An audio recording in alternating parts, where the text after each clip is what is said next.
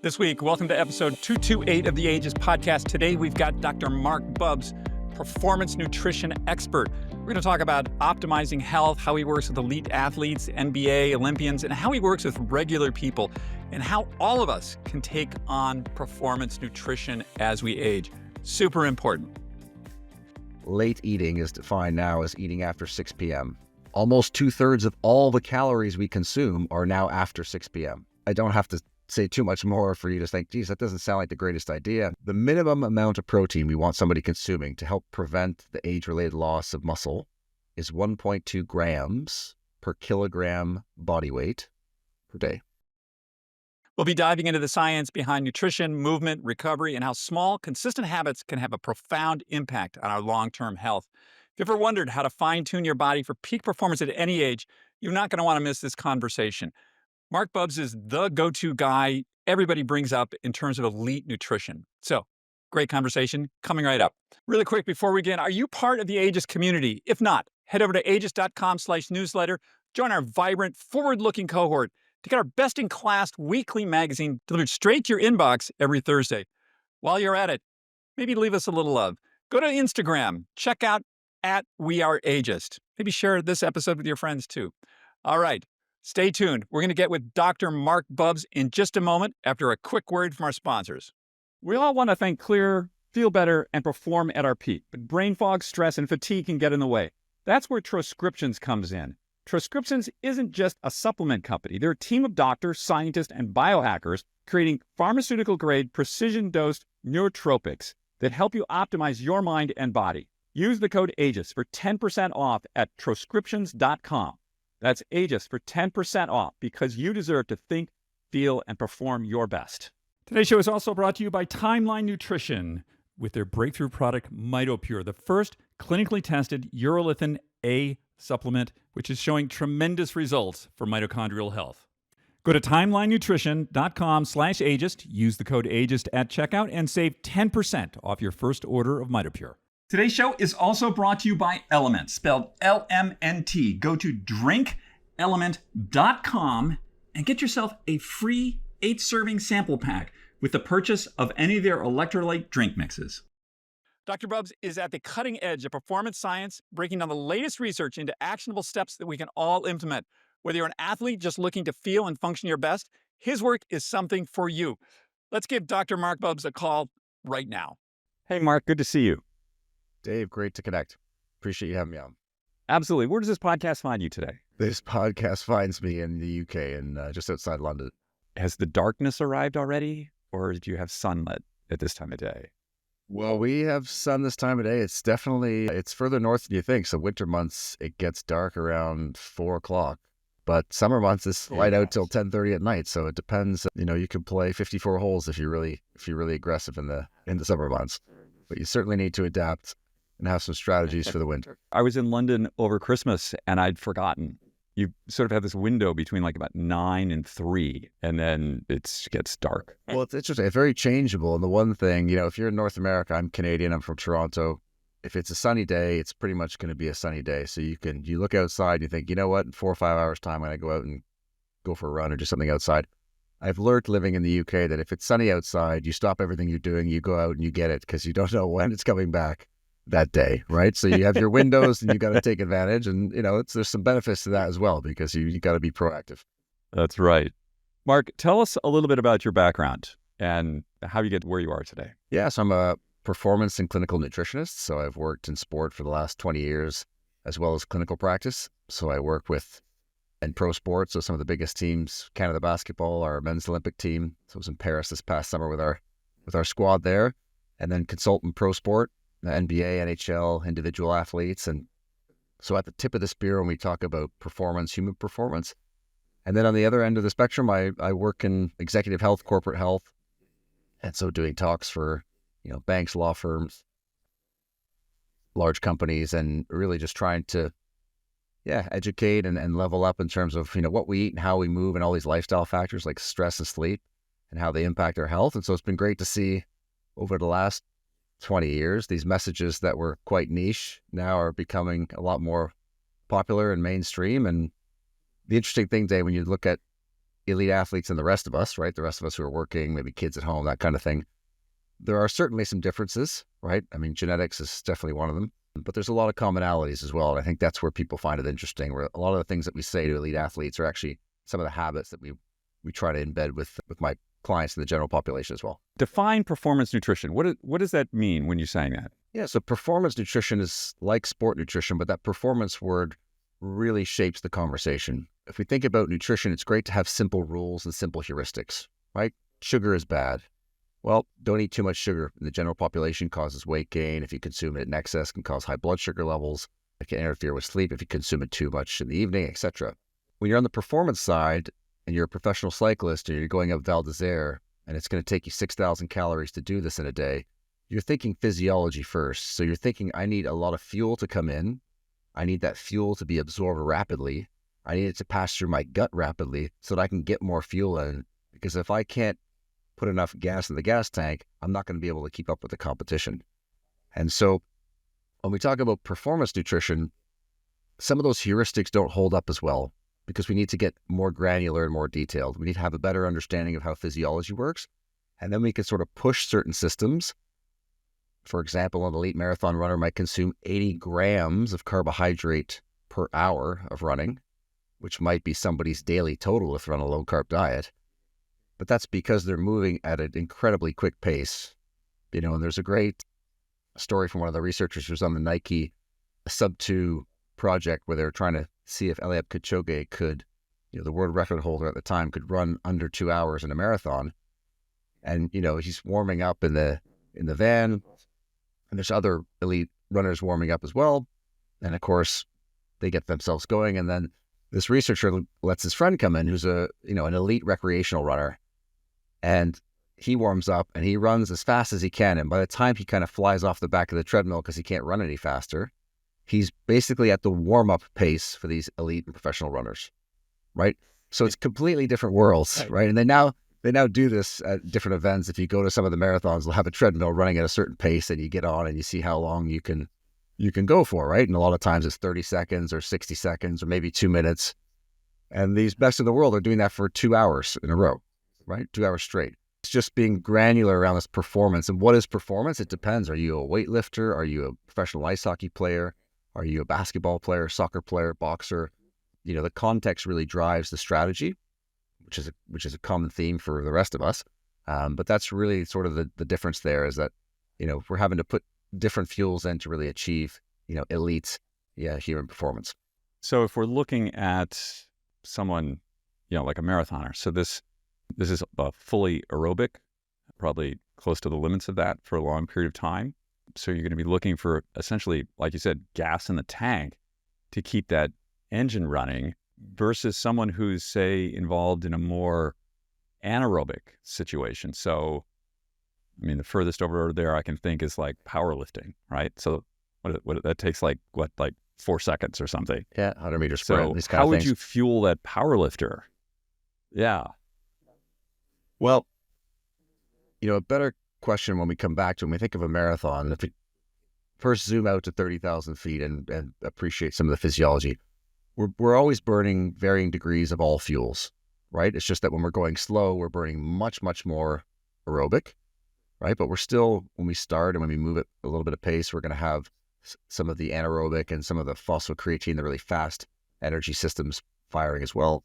And then as we move down that continuum to, jumping, a high jump, a quick sprint, right? These are pretty much 100% almost that faster phosphocreatine or anaerobic, but there's still some proportions of aerobic. So you're always in this mix of all the systems. And so I think this becomes important if we keep the discussion even on the endurance athlete, because the recreational endurance athlete, more often than not, isn't just trying to have a personal best.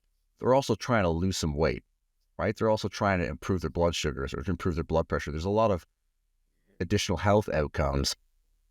And the way that I often present this to clients is if you think of a triangle and each tip of that triangle, one of them being your overall health, let's say the top of the triangle, the bottom left of the triangle would be your body composition, right? So how lean you get, if you can see abs and all that kind of stuff. And then the bottom right would be performance. And so the more you move towards one of those areas, if I really want body composition improvements, more than likely at some point, I'm definitely going to have to sacrifice my performance or my health, right? If I really want to perform well, ask any Olympian after a 4-year build-up to the Olympics, they're not in the best of health for the, weeks and months afterwards, right? The cost of optimization is pretty significant, which most of us in day-to-day, if we've still got to run the kids to school and get the projects done on time at work, is not a fair trade-off. And so taking some time with my clients and the general population, even athletes, to be fair, what are we aiming for in that triangle? Like, how much do we want that performance? How much do we also want body composition? Because if we bring this all the way back to the question around even just fueling a marathoner, there would be days for that recreational person who's, say, 20 pounds overweight, who wants to lose some weight, maybe improve their blood sugars, that we would strategically underfuel them. So we would put less fuel in the tank before the session to elicit certain changes, right? And then on other sessions, we would have sufficient fuel. And on race day, we might have even a different fueling strategy, right? So there's a variation, which is what we call periodization, right? A bit like your exercise. You do different things on different days. We would do that with our general public. We also do that with our athlete, but with the general public, you might have more delta, right? A bigger difference between some of those easy days where we're really trying to use your own fuel reserves, right? Remember, if you're even 10% body fat, you've got upwards of 30,000 calories of energy on your body. And this is for somebody you can see abs, right? So they've got tons and tons of fuel already. So if we think of somebody who's 20 to 25 to 30% body fat, right, what we're trying to do is really get them to be able to use more of their own fuels. And so, I'll ping it back to you here, but when we talk about the power lifter, it's much different in terms of we're trying to maintain size, we're trying to maintain muscle, we're not having to move for as much of a distance. So the way you train and the way you eat would be different. Let's go to somebody who's trying to lose some weight. So they're 15, 20% body fat, 30% body fat, and you want to tune their body towards burning more of that fuel that, as you said, they've got built in. What's the technique on that? Yeah, this is where there's lots of different loops that intersect, but the main loops are going to be like your training plan, right? And so the nice part with aerobic training is we know that as we get you fitter, you're going to get leaner, right? And we see this all the way up to something like 320 minutes of training per week. We see improvements in body composition. So there's a huge amount of volume that can be added to the training, right? Obviously, nutrition plays a role. Sometimes we give it a little bit, well, in my personal opinion, we put too much focus on the plate when it comes to body composition. We always hear these lines like abs are made in the kitchen and it's 90% diet. There's certainly truth to the emphasis on nutrition. The problem in the real world, and this is when you sort of translate theory to practice, is that when you get people to obsess over what's on their plate, it's not an enjoyable experience. If we can pivot a lot of that focus to the training side and say, hey, are we getting fitter aerobically? What about some of those sessions where we're getting into our lactate threshold, where we're pushing the envelope a little bit, so you're running fast until it burns and backing off? Are we improving there?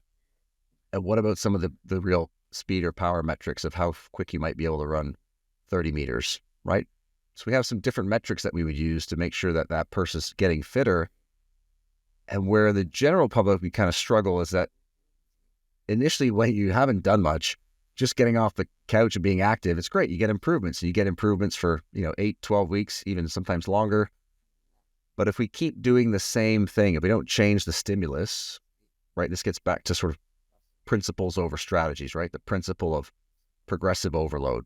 We've got to continually ask you to do more volume, so longer, or more intense, or some combination thereof, right?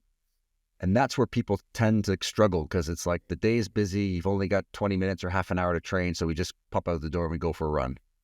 And it's great. You get endorphins, you feel good. It's great for regulating blood sugars after meals. It's great for blood pressure, things like mood, libido even. But at some point, the more you get to that triangle and you think of the performance side, we do need to have a more planned and purposeful program for you, right? We need to have a strategy to it, because then what happens is people then feel like, and you probably see this with, friends or colleagues or people you talk to in the podcast, you start investing a lot of time into this thing. And now all of a sudden, after a certain point, you're not getting the return on investment. You don't feel like you're getting that much fitter. or you don't feel like you're getting that much leaner, and you're like, wait a minute, what's going on here? And normally at that point is when, getting more granular with your training plan and getting more granular with the nutrition is where you want to lean into to be able to see some of those changes. I have so many questions on this. I find that the physical training part, the elements to that, the sleep part, the really, there's a lot of things one can be quite sort of almost across the board prescriptive with. Yeah. With food, there's an element of, how should I say, a presupposed belief system, religion. It's emotional, right? It's like, don't talk about religion, don't talk about politics, and don't talk about food at dinner, right? At mealtime. Those are like the three that'll definitely cause an argument. Yeah. Don't tell me what I have to eat or can't eat, or, it's difficult. Say you're working with someone who's a more just sort of a normal person. Somebody comes to you and they say, hey, help me to understand what I should eat. So I've got this triangle. So maybe I'm not a competitive athlete, but I want to reduce my my body fat. I want to be healthy. And I want to, in terms of my performance, maybe it's just like I'm not out there putting a number on my chest and going to go do something. So how would you approach somebody? So I'm going to assume that, for maybe 10 years or 15 years, they haven't done a whole lot. They're eating things they shouldn't be eating, and they're seeing where that's gotten them. And so how do you go to somebody like that? Yeah, I mean, there's certainly the portion of midlife where we're busy at work and at home with kids, maybe both, or maybe taking care of parents. All of a sudden, we don't move or train as much as we want to. And now we don't have a lot of repetitions or load builds up. So it's tough to just go right back into it. I mean, this is where you see the classic examples of people tearing their Achilles or getting these injuries right off the bat because they just jump right back into it. Now, before I dive in, I'll preface this with saying, my philosophy is I want people to live a little. I want them to enjoy their life. I want them to eat foods they enjoy. I want them to enjoy meals with friends. And this whole component is so intertwined. I mean, even when we look at the research around alcohol, which now tilts to more like, well, we think it might be neutral. Before we thought it was more beneficial. They could never tease out the effect of the friends being present when we're drinking alcohol, right? Like this idea that you're seeing other people and you're having a laugh. Like these are all things that impact the outcomes as well. So we want you to enjoy life and friends and food. If we do well Monday to Friday, you can live a little on the weekends, right? So that's always rule number one of trying to present the situation to folks, of saying we don't want to overhaul your life. Because I've been doing this 20 plus years, Dave, and it doesn't matter how motivated the person is, and it doesn't matter how high they are in an organization, whether they're the CEO or the partner in a law firm, when life gets busy, these things will all fall off, right? And it's great, we have books like Atomic Habits that have come over and popularized things that a lot of us was trying to nudge folks on for a while, but it's like, how do we just adjust what you're doing piece by piece to be able to make some change so it just becomes what you do? So to get a little bit more granular, I always think about with clients, the start of the day and the end of the day. That's where we start, right? We used to give these food plans and here's your macros and all this kind of stuff. And it might feel good in the minute for some people. I mean, for others, they don't like all the numbers. They don't want to turn nutrition into some kind of accounting homework that they have to do on top of the rest of their life. But if we think of the start and the finish of the day, this is where things go wrong for everybody. And even if you're going to go off-piste, the middle of the day is a much better place to do so. For example, late eating is defined now as eating after 6 p.m. Almost 2/3 of all the calories we consume are now after 6 p.m. I don't have to say too much more for you to think, geez, that doesn't sound like the greatest idea. I'm come home, I'm not really probably training at night. I'm going to go to bed. We know that the more we eat late at night, the more likely we are to have processed food, to order things in, to consume more alcohol, more simple sugars and saturated fats from junk food. None of those things are good for sleep. So guess what happens? You wake up in the morning, you're tired. Now we're leaning on more caffeine or making bad food choices. So end of the day is key. And then starting of the day is also key, right? It's the meal of the day. I'm sure your listeners are, whether it's your podcast or others, they've heard now, which is great, about protein intake, and protein intake being key for longevity and muscle mass.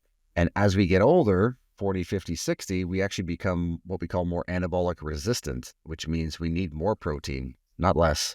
So weirdly, the 20-year-old doesn't need as much as the 50-year-old or the 60-year-old man does or woman. And breakfast is the meal of the day that we all consume the least amount of protein. We want to look at how someone starts the day to begin with, and that's typically when I'm working with clients, whether it's an Olympic athlete, an NBA player, or an executive. We work with the start of the day. What are they taking in? What does the morning look like? And then from there, we can then, progress on. We'll get back with Dr. Marc Bubbs in just a moment after a message from our sponsors. We all want to think clearer, feel better, and perform at our peak, but brain fog, stress, and fatigue can get in the way. That's where Troscriptions comes in. Troscriptions isn't just a supplement company. They're a team of doctors, scientists, and biohackers creating pharmaceutical-grade, precision-dosed nootropics that help you optimize your mind and body. Unlike traditional supplements, they're buccal troches. Those small, dissolvable squares bypass digestion and deliver fast, effective results. Whether you need deeper focus, stress relief, better sleep, or stronger immunity, Troscriptions has science-backed solutions for you. Some of their top formulas include TroCalm for instant stress relief and a sense of balance. They have TroMune, which I use every day. It's a powerhouse immune and inflammation fighter with cordycepin to keep you resilient. There's Blue Canatine, a game-changing nootropic for sustained energy, sharp focus, and cognitive performance.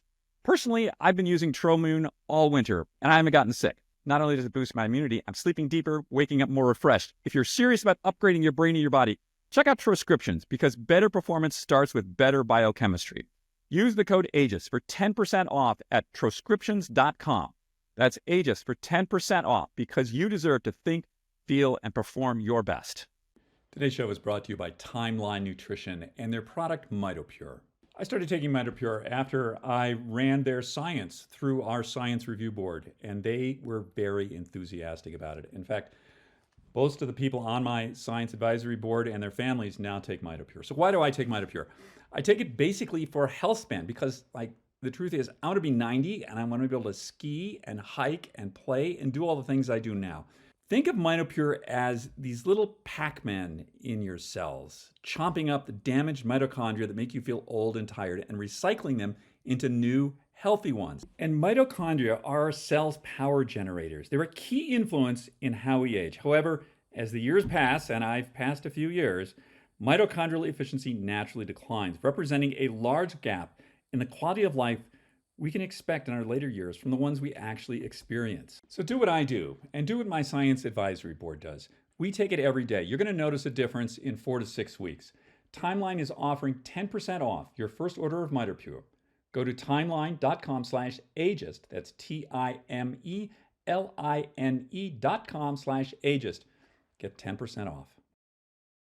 Okay, so let's put some numbers on this. So I'm 66. I weigh, depending on the day, somewhere about 170 pounds. What do you want me to eat for breakfast? Well, if we come back to this notion of principles, so what are the principles, and the strategies can be different. So when it comes to protein, there's a few numbers that are really key. There's international units and American ones, so it gets a little confusing, but the minimum amount of protein we want somebody consuming to help prevent the age-related loss of muscle is 1.2 grams per kilogram body weight per day. So if you weigh 220 pounds, you divide your body weight by 2.2, and that's 100 kg. Said another way, I appreciate there's a bit of numbers here. It's about 0.55, right? So that's the minimum amount. So if I look at a client, Dave, and they just tell me their typical day, and I can see it's nowhere near the low end. So your worst day should be 1.2 grams per kilo. And I see that they're nowhere near that. They're probably close to the RDA of 0.8. Then I'm not going to try to have them consume, which we often hear on the internet, 1 gram per pound of protein, right? This is like having someone go in the gym and they don't, they can only deadlift 100 pounds, and we go in and we say, all right, let's do 360. Let's go for our personal best here. Anytime you're trying to initiate a behavior change, you're looking to keep that gap as small as possible, right?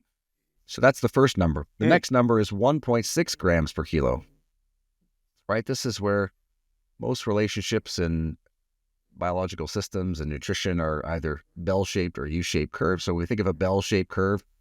1.2, you're going up the left side of that curve. At 1.6 grams per kilo per day, you're almost at the top, right? And that's about 0.73 or so grams per pound. And this is a much more realistic number. So for this if you're a very active individual, if you're listening to the podcast, 50s, 60s plus, you're doing lots of things, this is the number we want you to be aiming for. And it's much easier to obtain and maintain over time than the gram per pound, right?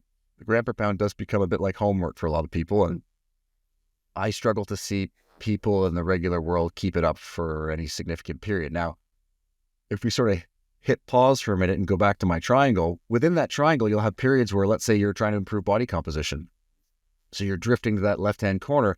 We might have you increase protein to 1.6 or beyond, but for a period of time, knowing that we can then let that come back down to a level that's more achievable for that person in a typical day-to-day, right? And so they sort of drift back to the middle of that triangle, which would be the health and the performance and the body composition, which is kind of where most people land, right? They want it all. They want the best of all the worlds, but it's a bit like in business. The more you focus on one thing, the better outcomes you tend to get. You can focus on multiple things, but then you don't achieve the real, depth that you can get. So those are some good numbers for folks. And so at breakfast, put this into context, if you have 2 eggs for breakfast, that's only 12 grams of protein. And if you have women listening in, my wife is active. She used to be very active. She'd be an athlete, tennis player. She has 2 eggs for breakfast, and that's only 12 grams of protein. That's not hitting that 20 gram is sort of the minimum mark that we want to aim for per meal. Okay. There's an amino acid called leucine that triggers muscle protein synthesis, and that 2 gram mark is sort of the leucine is what we want to help achieve that. So you want to be adding a glass of milk, a glass of soy milk, maybe a third egg to that to try to get to that 20 grams. And so for men, we would suggest having at least 3 eggs for breakfast, right? Now, of course, you don't need to do eggs. You could do yogurt. You could do a shake, right? There's different ways of doing this, but you always want to start your meals with protein. And again, the value of really doubling down on the principles versus the strategies is these are messages that people like me, who are working at the highest level, we've been saying this for 15 years, 20 years, right? So it's great when the public message sort of catches up to what folks are saying. Take home really, like if you get it right, if you get your fundamentals right, you don't need to keep changing and drifting to the latest fad diet and these types of things. It might be little bells and whistles that you add, but the core of what you do stays the same. So you don't sort of get blown around in the winds of next year, this is popular, and then this is popular. You see people are always pinging back and forth. I'm sure you get asked loads of questions as well of, should I try this? Should I do that? Especially these days with social media, because enough said, really. Yeah. But as it comes to nutrition, there's very few things that we can automate or set. Just as you alluded to, there's a lot of variance in nutrition. You could follow a low-carb diet of 1 gram, right, per kilo, or 100 grams in a day. Or the example I gave at the very other end, which is a professional cyclist, they might consume 1,500 grams of carbohydrates.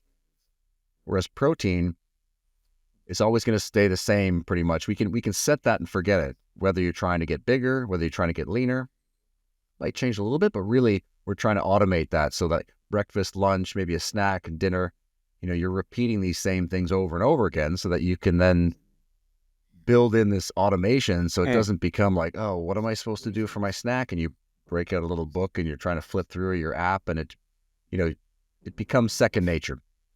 And so that's when I say, protein first, that's the focus there. And then, your fiber after that, whether it's vegetables, fruits, becomes big.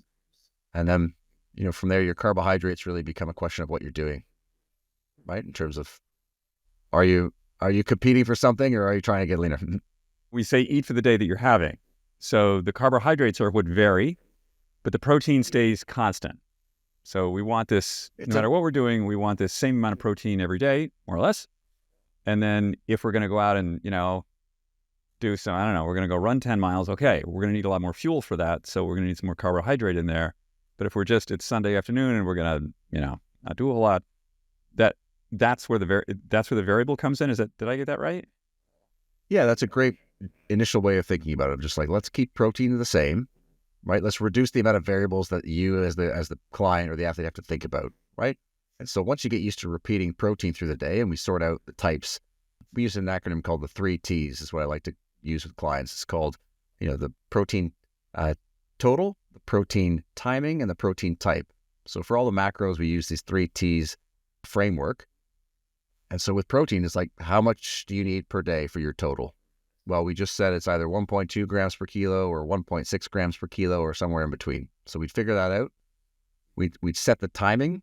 So how many meals is this person consuming in a day? We try to formalize that.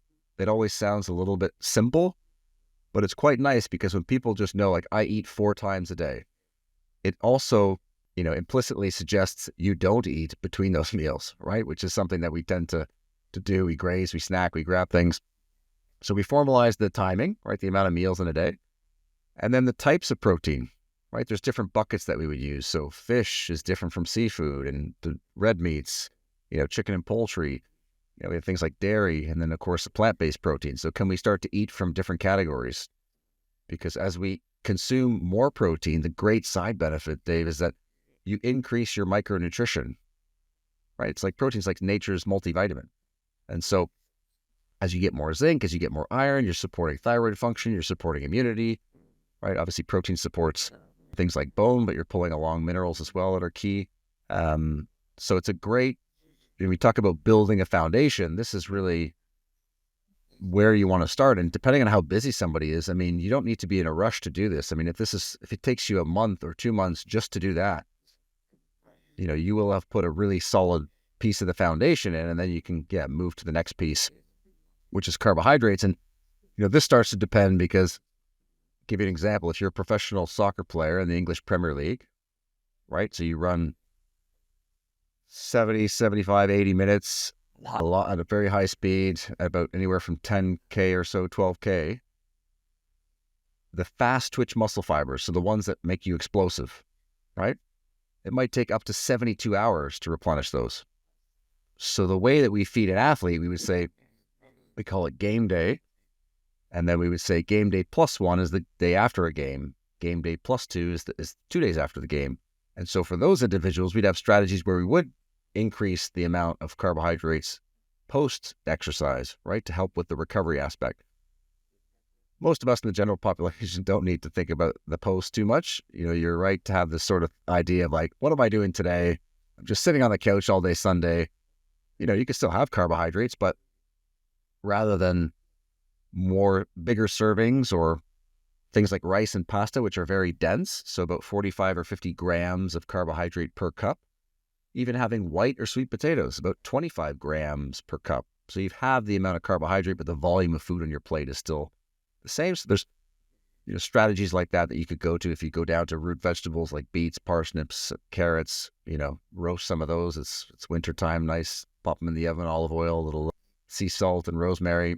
Now you're down to 10 or 15 grams per cup of carbohydrate. So there's ways, whether it's the size on the plate or the types of foods that you're choosing, that you can start to adjust that. And the nice thing is for the end user, right, for the person, the client, you can eat a lot of food. There can be a lot of food on your plate and not a lot of calories, or there can be a lot of food on your plate and a lot of calories, right? The two aren't synonymous. And so I think for a lot of folks who kind of grew up with the Weight Watchers generation, where it was like the plate just kept getting smaller and smaller as you're trying to lose weight, right? Because the calories are going down. That's not a very inspiring way to kind of get fitter and improve your weight, right? And so hopefully we can help clients turn that on their heads a little bit, and thankfully we've had some success doing that. My wife says I have a food scarcity mindset. Like, for dinner, if I don't see enough food on my plate, I think this isn't going to work for me. There's a mental component to it before we even get to the satiety part, right?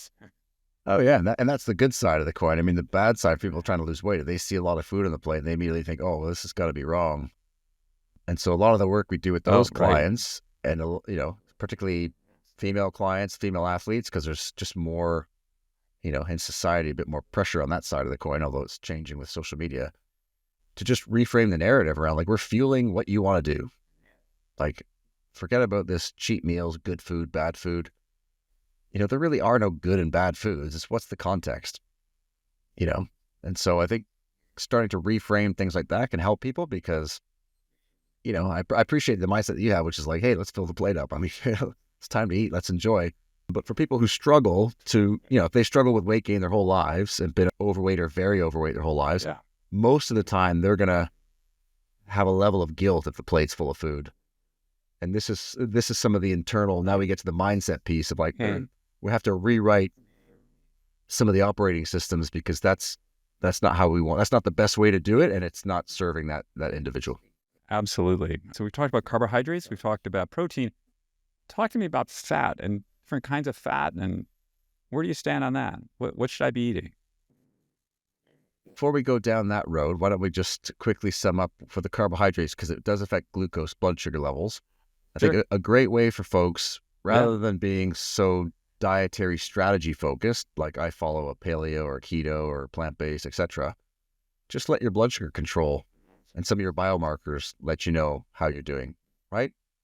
And so, if your blood sugar is less than 100, that's normal. But when we look at some of the longevity research, that we see that less than 90 puts you in a better place in terms of health and longevity, right? So what diet, what amount of carbohydrates helps you to achieve that? Um, Hemoglobin A1C is effectively a 3-month average of your blood glucose levels. We like to see pre-diabetic levels is about 6%. We like to see people 5.4% or lower. So we can use very simple metrics that we get from our docs to help guide us. Now, there's other things that influence, like if you have a really short night's sleep, your blood sugar levels the next morning, your fasting glucose will be higher, right?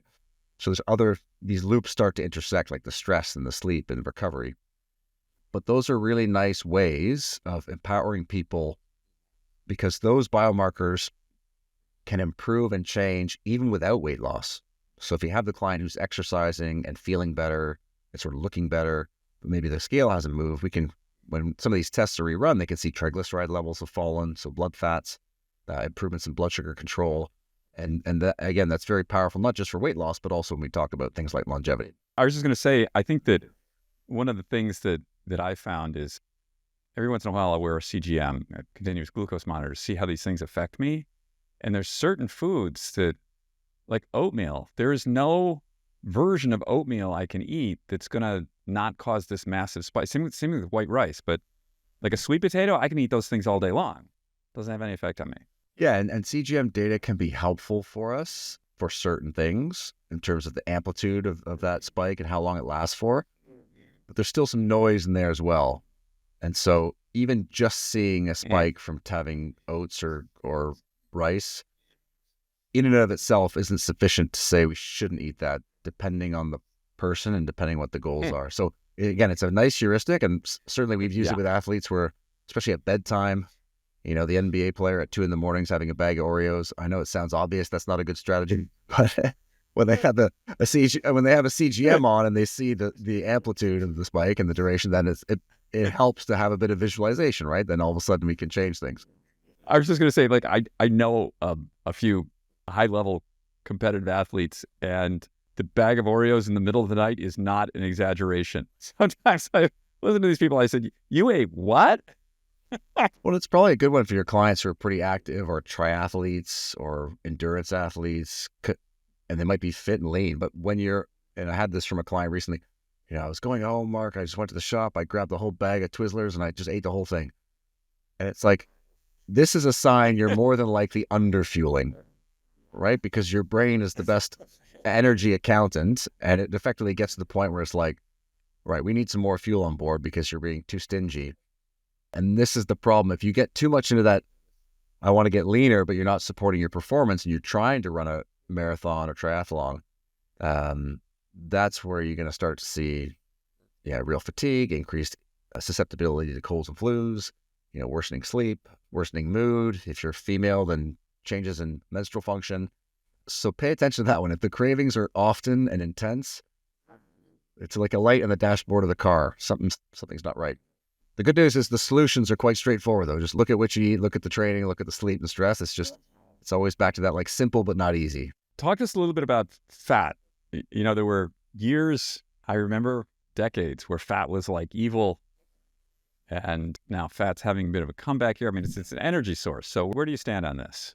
Yeah, the nice part now is we come through these different periods where we've vilified and then turned around on so many macronutrients that we've run out of macronutrients. So the consensus amongst the researchers and the practitioners is very similar, right? Just the challenge is always in the public. Now, I will say, again, it's a function of media and social media, but a recent survey in the UK found that 64% of people were confused about the messaging from fats. And so probably governments and experts have some blame to share there, because they're also chiming in. Typically the story used to be we want to be afraid of cholesterol, right? Too much cholesterol in the diet is going to raise your serum cholesterol levels, and that will make you more susceptible to heart attacks. We know that the total cholesterol marker on its own doesn't predict heart attacks. If your cholesterol levels are high, it's no more predictive of having a heart attack. So in 2015, the American Heart Association, the American College of Cardiology removed cholesterol as a nutrient of concern, right? So the conversation starts to shift to LDL cholesterol, which is coined the bad cholesterol. It's not bad. It just has a role that's, it's like taking out the garbage. So it's called bad, but it's only bad if it's getting elevated, because it does associate strongly with laying down plaques in the arteries and increased risk of heart attack and stroke. And that goes as your levels increase, then that increases. Where the waters get muddy is that saturated fat intake, right, which is typically associated with meat, which I'll come back to, and dairy and things. As that increases, LDL should increase, and we should be at increased risks of heart attacks. And there's a lot of associated data to show this. However, we have groups like the Spanish who consume, I'll go back and just say, so traditionally the recommendation has been to consume less than 10% of your total intake from saturated fats. Okay. Now that recommendation has since been removed by various governing bodies like in Canada. And that's because when we see groups like in Spain, who will be soon the longest living people in the world, by 2040 or so, this is the predictions from the World Health Organization, they consume above 10% of saturated fat, and they have about 38 deaths from heart attack and stroke per 100,000. Whereas in North America, we have double that, right? And we're recommending to keep saturated fat under that 10%. France, similar, consume above that from saturated fat and have about 32 deaths per 100,000 for heart attack and stroke.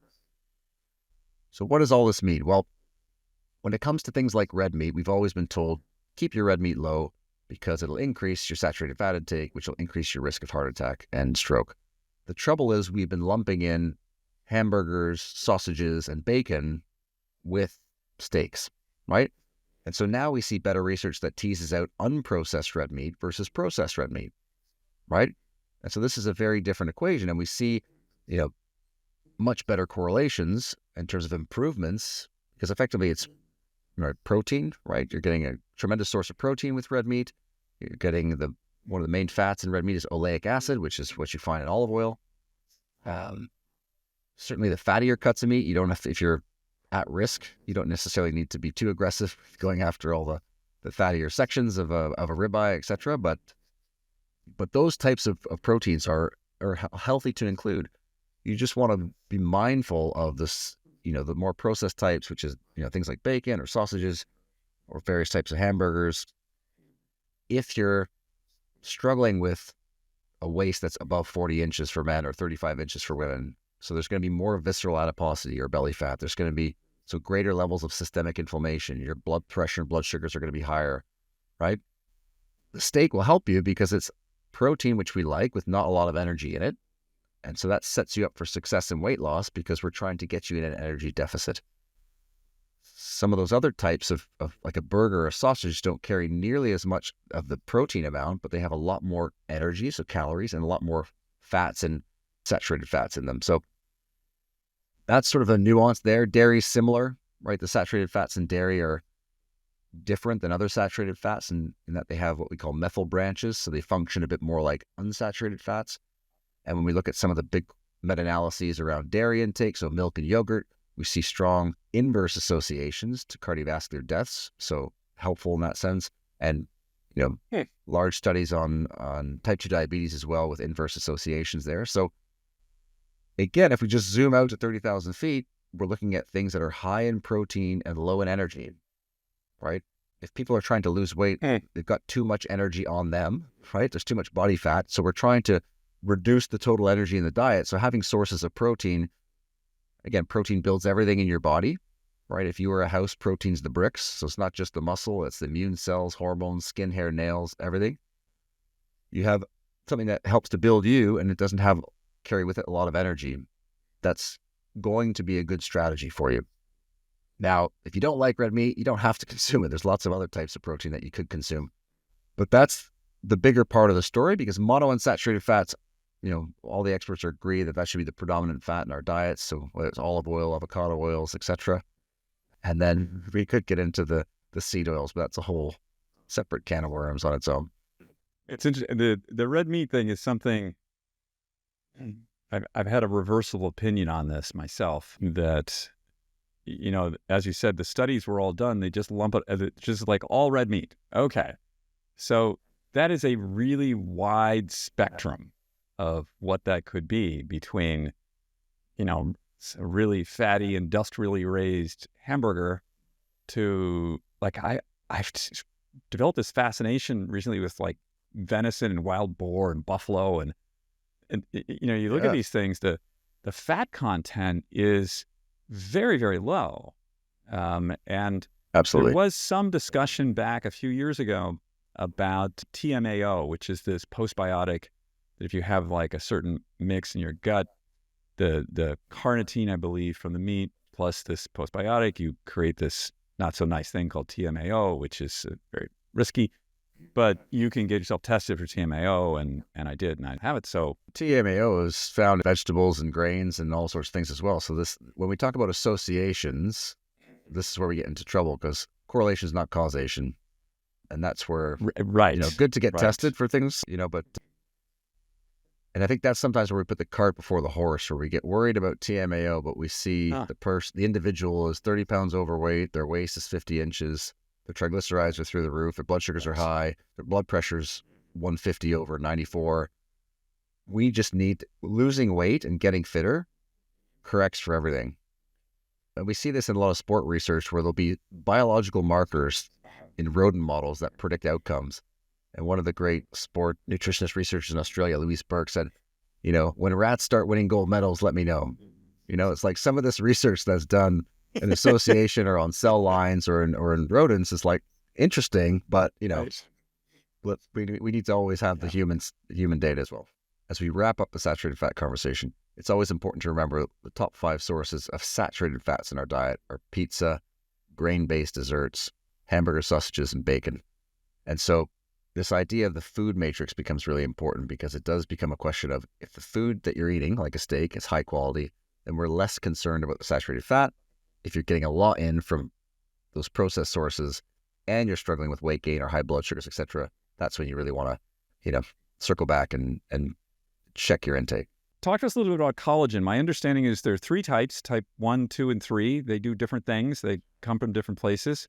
What are your thoughts on that? Yeah, when we see sort of the marketing of different types of collagen, there's a lot of claims that are made with respect to the outcomes of supporting, joint health, particularly around the knee. The type's not going to matter. You just want to be able to get the dose in, right? And so you're looking for that 15, 20 gram dose with some vitamin C, taking about an hour before rehab or training.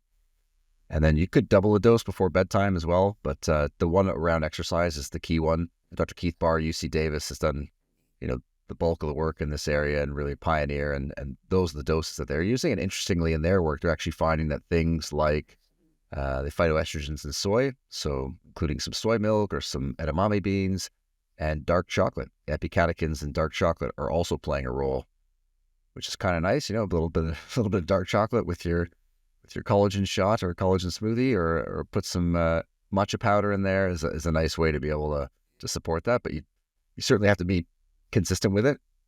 But yeah, I would worry less about the types of collagen and just more about the dose, because that's sometimes the piece that gets missing with some of the, if you're getting capsules, you're typically going to have to take 8, 10, 12, 15 capsules to get this dose. So you really want to have a scooped powder, dissolves nicely into most things, hot beverages, and go from there. Talk to me about the vitamin C you mentioned. Why do I want the vitamin C with the collagen? So the vitamin C helps the uptake. And so that's one that, again, in Keith Barr's research, they use about 60 milligrams. So you can just include some juice with your shake or your smoothie, or have an orange on the side. But that'll be a way for you to maximize. And these days, most of the supplements with collagen will have vitamin C built in if they're following the research. Right on. Oh, that's good to know. I know there's a lot of, I'm not the only one out there with joint issues. No, definitely Good to knees and know. joints. I mean, there's only so many miles in all of our bodies, so we try to extend it as much as we can. But yeah, if you've been aggressive with the activities at certain points in your life, then it's an inevitability. But the nice thing is nutrition can definitely help, and medicines definitely come a long way as well in terms of the procedures. So the combination of the two can help extend endeavors further into our 60s, 70s, and 80s. So it's a good time. Wonderful. I think that, the other thing you mentioned here is it's very easy to get in the weeds with the minutia when really we need to focus on the things that move the needle. What are the big rocks in the situation here? What are the main things I can do to really move the needle? Let's pay a lot of attention to that before we get into the little things that are going to tweak things, a little bit here and there, but it's really not going to move things. So I want to wrap up a little bit here as we're thinking about this idea of nutrition. I think, to me, performance nutrition is the context in which you're living. So if you're an athlete, performance nutrition means something that doesn't mean for me. And, for other people, I think performance nutrition just means eating to become the best version of yourself as you see that, not as I see that. Eating to become your best self is how I like to put this, and helping people, educate them about, as you've laid out here, there are some pretty simple ways. Like if you go into TikTok, you lose your mind. There's so much confusing, contradictory, and just wrong stuff out there, right? Like, as TikTok, you can say whatever you want. Doesn't matter. But I think, helping people, I thought it was very interesting, the point that you brought up about if somebody has a history of being overweight and being uncomfortable with their body comp, then food can have a really different meaning to them than it would for me. And then, sort of rewiring that can be a heavy lift. I love the framing it in terms of performance nutrition. It's exactly how I frame it for the general population, right? Like our goals in life is to support your work performance or your performance in your endeavor, your activity that you enjoy, or at home with your family, your kids. And so that becomes the thing. And, for me, the first book I wrote was called Peak, and that was a deep dive into performance nutrition from a sport level. And then the coaches and support staff were asking for sort of a more simplified, practical guide to how to implement these things. And this is when I wrote Peak 40. And it is all about how do we simplify this for folks, right? How do we provide them with a framework and a system so that they can feel better, look better, perform better, but again, also live a little on the weekends and not feel like nutrition overwhelms their whole life, right? It doesn't become a full-time job and you don't have to track calories and these types of things. Calories matter, but you don't have to be conscious of them with every decision that you're making. And so that really frames the conversation.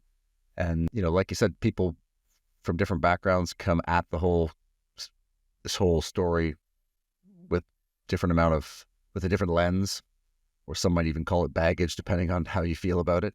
And I think that's important to take into consideration. But I love that frame of, it's about performance. How do you want to perform in your life? And if you're struggling with lower energy, not feeling sharp, not looking as well as you'd want to, or not feeling as fit as you can to keep up with your kids or your partner, then that's when starting to think about how can I change how my movement in a day, or how can I change how I'm fueling myself to influence that? Because the great part now is that even your GP or your doctor is tuned up to the fact that these things really move the needle for chronic conditions in our overall health. Whereas even 10 years ago and definitely 20 years ago, it was sort of an afterthought.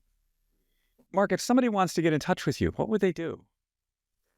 Yeah, best place to connect. You can social media at Dr. Bubbs, Instagram, Twitter, and the website's drbubbs.com. Check it out. We've got coaching programs for general public, executives, athletes, courses and books. So you can check that out and see what resonates.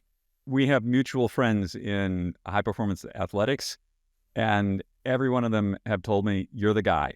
You're the go-to guy. Appreciate that. It's good to know.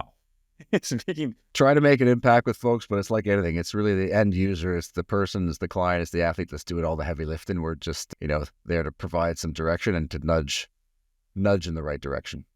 It's good to have you on. It's a complex subject. It's something that confuses a lot of people. And it's really great to have an expert who's not going to make us try and behave 100% perfect, because guess what? We're not.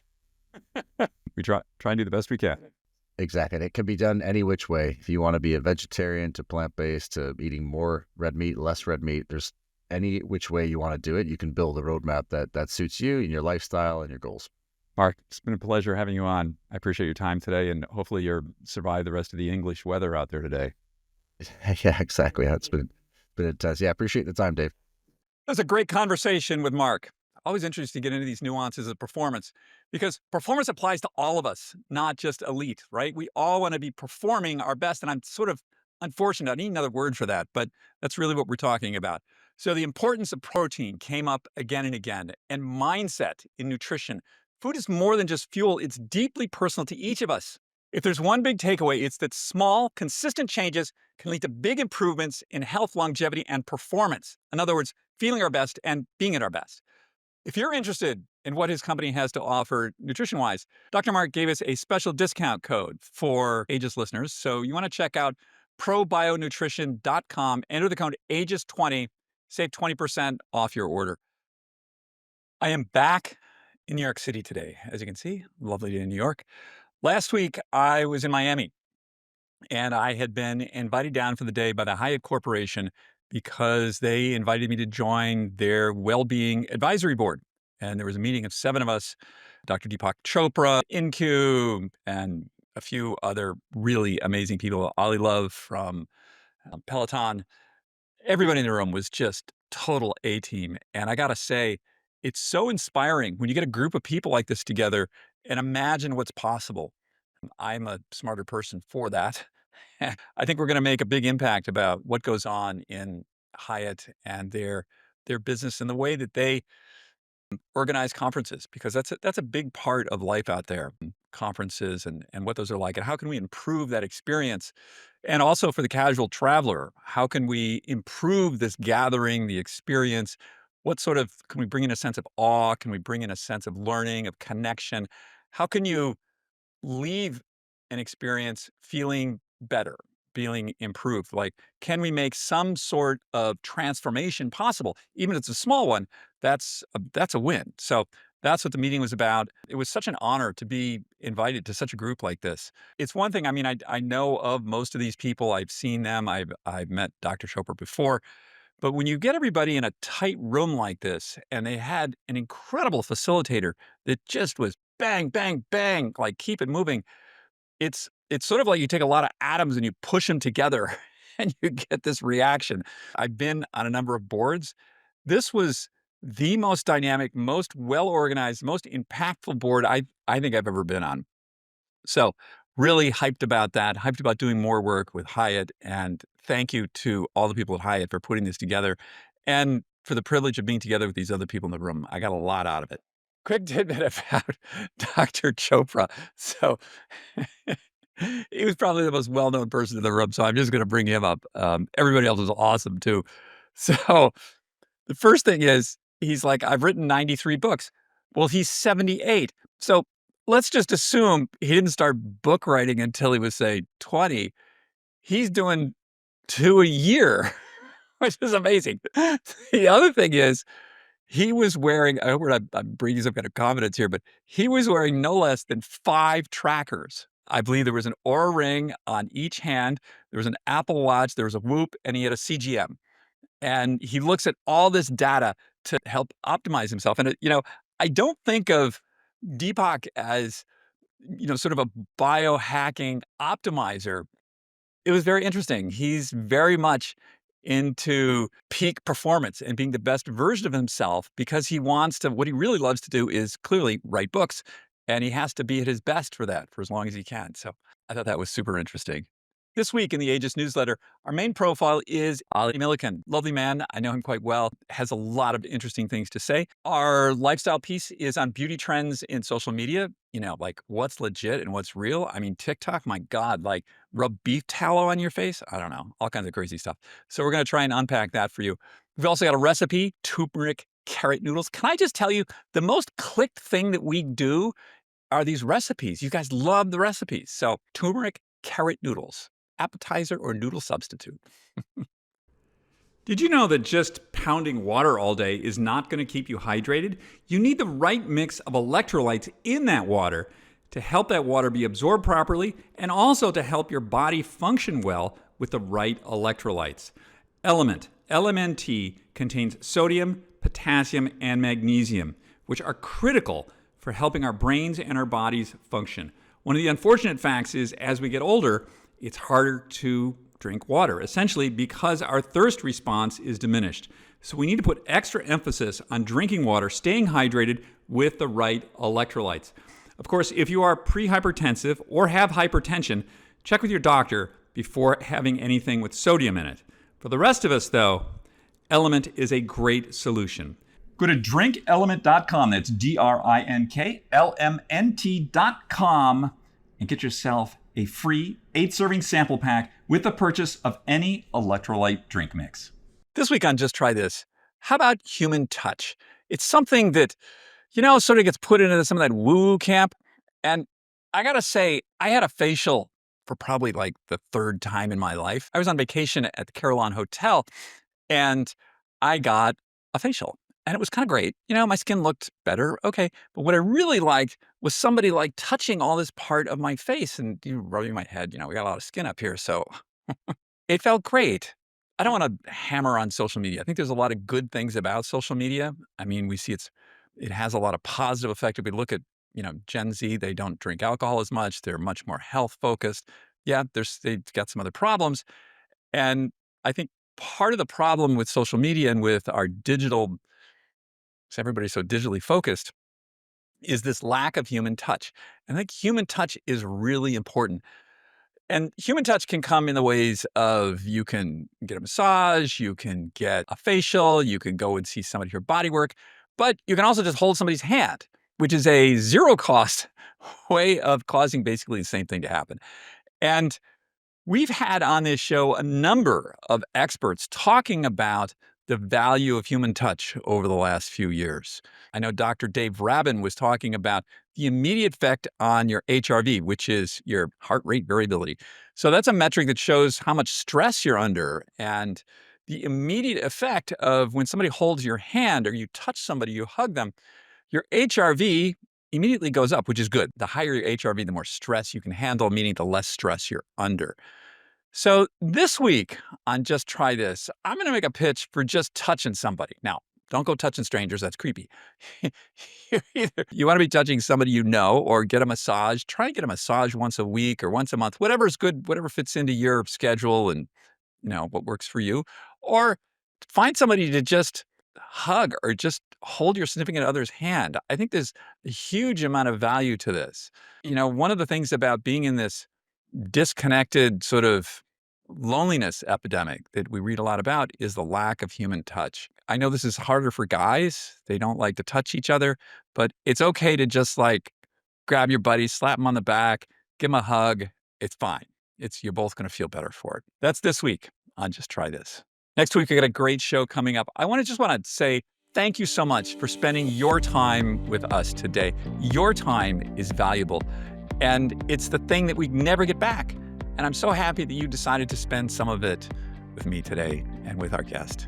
Thanks so much. Everybody, have an awesome week, and we'll see you next week. Take care now.